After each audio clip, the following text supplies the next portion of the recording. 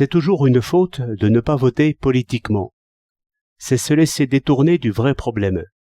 Et le vrai problème, c'est celui-ci. Allons-nous retomber sous la dictature militaire?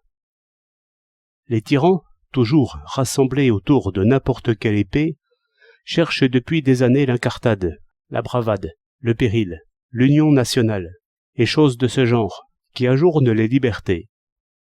Qu'ils aient eu raison sur ce problème de trésorerie, cela n'importe guère, d'autant que les arguments pour et contre n'ont pas manqué.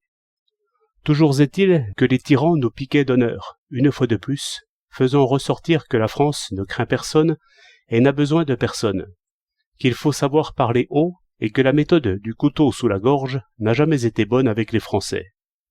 Choses qui réchauffent l'âge et qui font bondir la jeunesse. C'est très agréable de bondir, mais nous avions juré qu'on ne nous y prendrait plus. Les radicaux de l'ancien temps avaient une méthode de voter un peu sauvage, mais qui du moins renvoyait à leur misérable petit groupe les intraitables chefs. Avant le vote, on essayait de deviner ce que la droite allait faire, ce qui plaisait à la droite, ce qui donnait gagner à la droite, et l'on votait contre. Par là, les gauches n'affirmaient jamais qu'une chose, c'est que les blancs seraient battus par les bleus, et encore battus. Je ne pense pas que les amis du peuple aient jamais autre chose à faire. Et, quant aux problèmes techniques, ils seront résolus par les brevetés que cela concerne et dont nous avons abondance. Les chambres ne sont pas faites pour gouverner, mais pour résister à une certaine manière de gouverner, que nous ne connaissons que trop.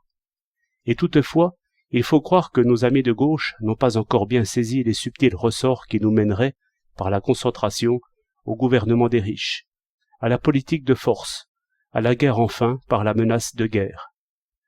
Quelques-uns pensent encore que si la droite a raison, il faut pourtant voter avec la droite. Or, regardez de plus près, quand la droite aurait 10 fois raison, ce serait 10 raisons de voter contre elle, quoi qu'il pût nous en coûter. Par un détour que chacun comprendra, le meilleur chemin vers la raison est de sauver premièrement nos libertés, dont les ennemis sont tout proches et très clairement déclarés. Car nous savons très bien ce que les Végans, les Chiappes et les Tardieux veulent faire, et par quel genre de manœuvre ils y arriveront, s'ils y arrivent. Et nous avions juré de voter bleu, mais les serments s'oublient. Je m'étonne que la vraie, la haute question n'ait pas été traitée. Je m'étonne surtout que tant d'orateurs, regardant de si près un problème d'écriture financière, n'aient pas découvert, sans y penser, le moindre petit reflet de la haute question. Tout le monde sait, et on l'a dit 100 fois, que l'Amérique attend que nous désarmions pour annuler les dettes. Elle ne le dit pas officiellement, mais tous les hommes politiques de là-bas l'ont 100 fois répété. Quand on trouve de l'argent pour entretenir l'armée la plus forte du monde, on paye ses dettes.